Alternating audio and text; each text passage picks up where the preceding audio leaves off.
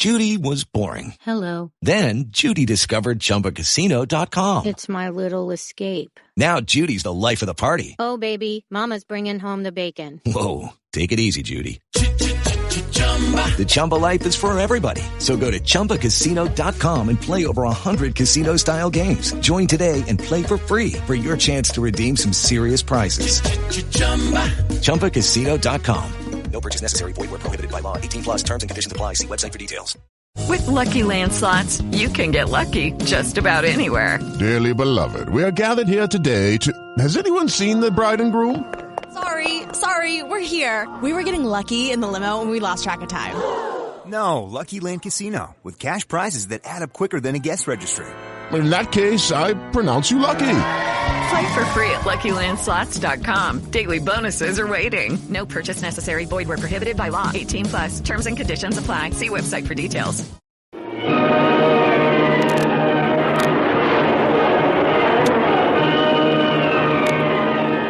Presenting the adventures of Jungle Jim.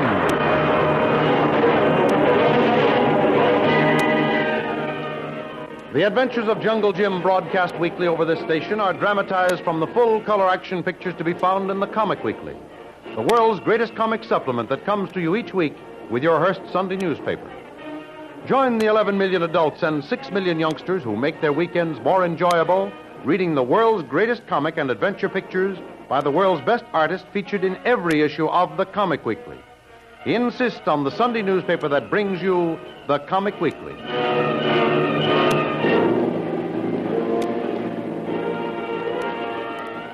During his illness, Jim constantly mentioned Kitty St. John. Even in his fear-ridden condition, his mind appeared to be always concerned about Kitty.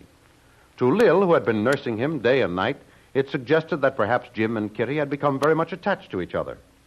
She began to experience little pangs of jealousy and fear. These suspicions were strengthened when Jim regained consciousness and was able to recognize Lil. But instead of showing any signs of being glad to see her again, he immediately began to ask about Kitty, and appeared to be more concerned about her than he did about Lil. This cut Lil to the quick, and she decided then and there that her suspicions were based on fact. She felt sure now that Jim was in love with Kitty. She decided upon a plan of action, and 2 days later... Come in. Hello. Oh, it's you, Tony. Come in. I say, young lady, what's the idea of keeping yourself cooped up in this room? Why aren't you out enjoying the fresh air and sunshine? You should be... What? Hello, what's all this? What's all what, Tony? The trunk and luggage, all this feverish packing. Are you going somewhere? Yes, sirree, Tony. Back to my old haunts. The good old city of Singapore. I understand from Wilson there's a freighter due in port today. Yes, we received wireless information last night, bringing in a very welcome cargo of supplies and mail, but... you can't sail on her. Why not? I got in touch with the captain through Wilson. He says he has ample accommodations. Wilson tells me it's a pretty good ship, too. Oh, but look here, Lil. Jim's in no condition to travel yet. Why, this is only his second day out of bed. I'm not planning on sailing with Jim. What? I'm going alone, Tony. Now, hold on, Lil. Does Jim know you're going? No. Why should he? He apparently hasn't any further interest in me. Oh, come now, Lil. Don't talk like that. You know that isn't true. I felt there was something troubling you the past 2 or 3 days. I didn't say anything because I thought you'd get over it. Oh. There's my steamer coming in. Well, I've got to hurry. Now, look here, Lil. I know what's on your mind, and you're all wrong. Oh, just forget your silly little suspicions. Cancel that steamer reservation and settle down like the sensible woman I know you are. Sorry, Tony, it's impossible. I've made up my mind, and nothing you or anyone else can do or say will change. Now, look here, Lil. You're all wrong about Jim and Kitty. Now, there's absolutely nothing to it, I tell you. Jim doesn't care any more for Kitty than you do. Listen, Tony. I'm a woman, and I've been around. I don't have to have a house fall on me to wake me up. For 3 days and nights, Jim called for Kitty. He never even mentioned anyone else's name. Now, look, I can explain that. He was delirious. Kitty was in his care. His one thought was to fulfill his obligation to me and get her back home safe and sound. Why, it became an obsession with him. It preyed upon his mind. Oh, a nice little job of explaining, Tony, but it won't stick. What about the rest of the time after he became conscious? He was able to recognize me, but what did he do then? His first thoughts were of Kitty. He barely noticed me. I might as well have been a piece of furniture or someone he'd never seen before. Oh, Lil, don't talk like a child. Why, he naturally Don't thought... try to explain, Tony.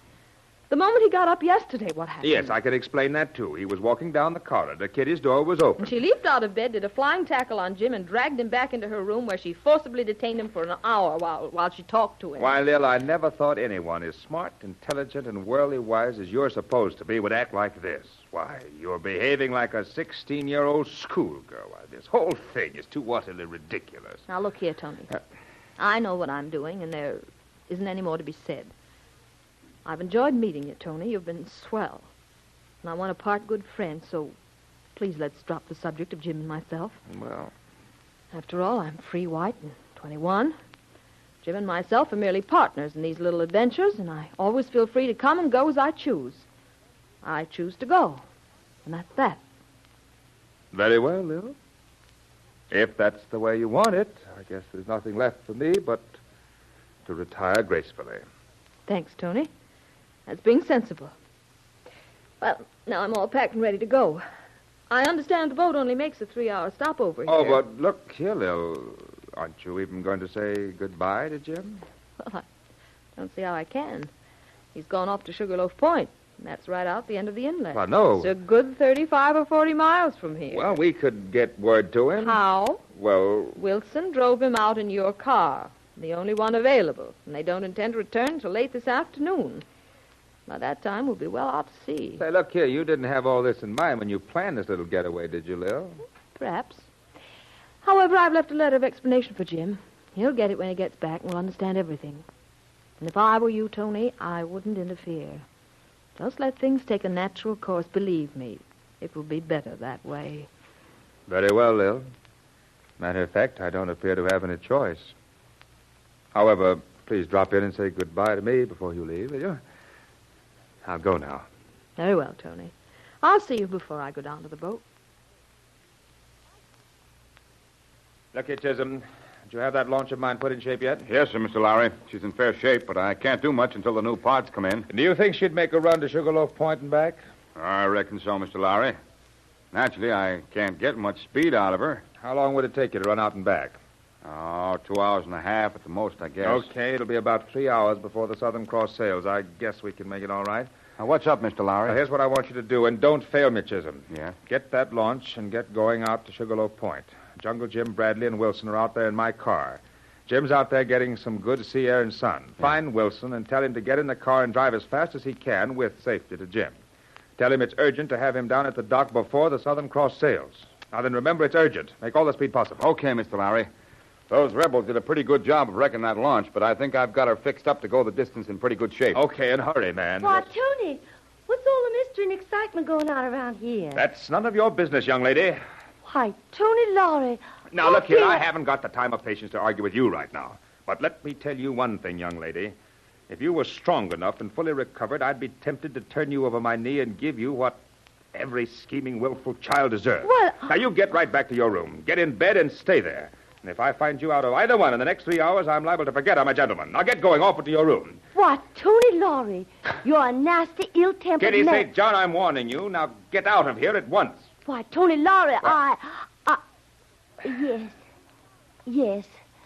Very well, Tony.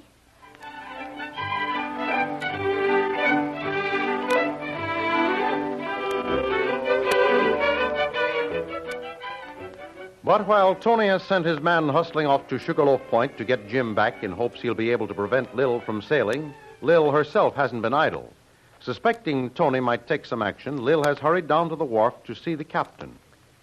Well, ma'am, I don't mind telling you it's rather unusual. Of course, there ain't no log in it, and in small ports like these, a skipper don't have to worry none about clearance papers and such formality. Then it is perfectly possible to set your sailing time up an hour. It is, ma'am, if I can get my loading and unloading done in time. And as I've said, Captain Hudson, I'm willing to pay you for any additional expense incurred and a bonus for yourself.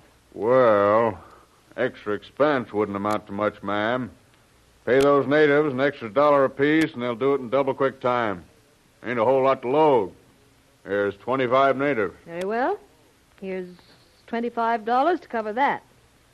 Here's an additional $75 bonus for the crew and a $50 bonus for yourself. Now, how's that? Well, mighty generous, ma'am. Mighty generous, I'd say. And I'll guarantee we'll be out of here and heading up that inlet in an hour. That'll shove the sailing time up more than an hour. You understand I want this kept strictly confidential. That is, as to my wanting to sail early. You can arrange that? With the greatest ease, ma'am. I'm 2 days late on my return trip to Singapore now. I can easily give 'em a reason for wanting to sail early. Don't you worry about that end of it, ma'am. Leave it all to me. Very good, Captain. My luggage is all aboard. My stateroom is very satisfactory. I'll be there if you need me.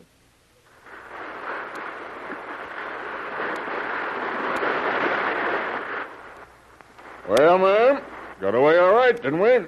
We're an hour and 20 minutes ahead of schedule. Although I must say your friend, Mr. Lowry, didn't like it one bit.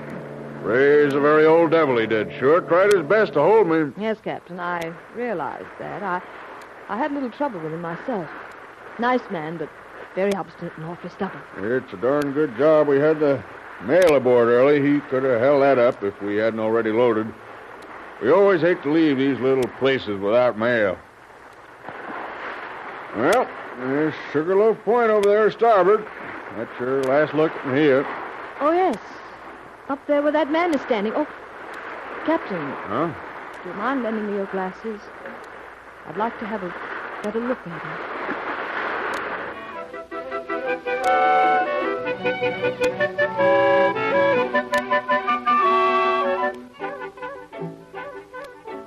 Oh, Wilson.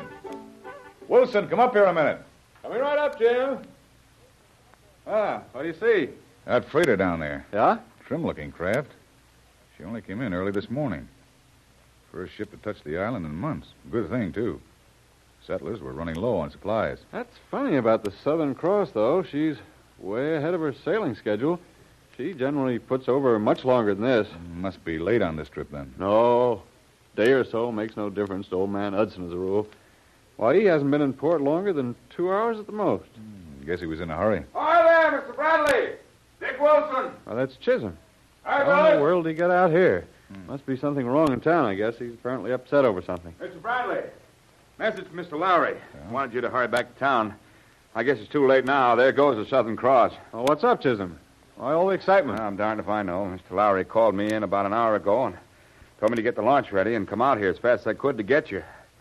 Told me he wanted you in town before the Southern Cross sailed. But I had trouble with the launch.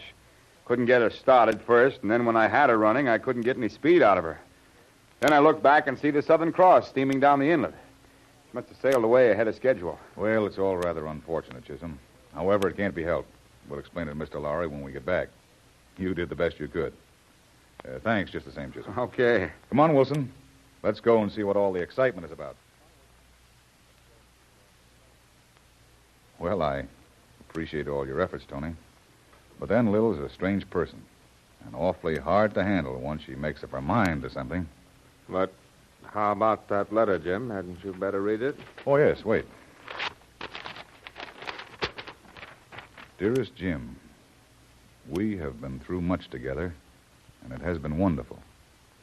However, all good things must end. When you read this, I shall be far out to sea. May I wish you and Kitty all the happiness in the world. As always, signed, Lil.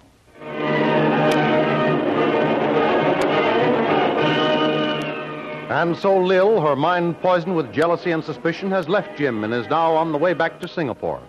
Have Jim and Lil reached the parting of the ways? Will Jim try to follow Lil? If so, how can he leave Nahia? Don't miss a big surprise in the next exciting episode in the adventures of Jungle Jim. Remember, you can follow these adventures in the full-color action pictures to be found in the Comic Weekly, the world's greatest comic supplement containing the best full-color adventure and comic pictures. Remember, no other comic supplement can give you the top names of Cartoonland, like the all-star favorites to be found in the Comic Weekly. The whole family follow the fun and frolics of Jiggs and Maggie, the Little King, the immortal Donald Duck, as well as the exciting adventures of Flash Gordon and Jungle Jim. Join the 11 million adults and 6 million youngsters who every week find the greatest of home entertainment in the Comic Weekly, which comes to you with your Hearst Sunday newspaper. More thrilling radio adventures of Jungle Jim We'll be heard at the same time next week over the same station. Be sure to tune in.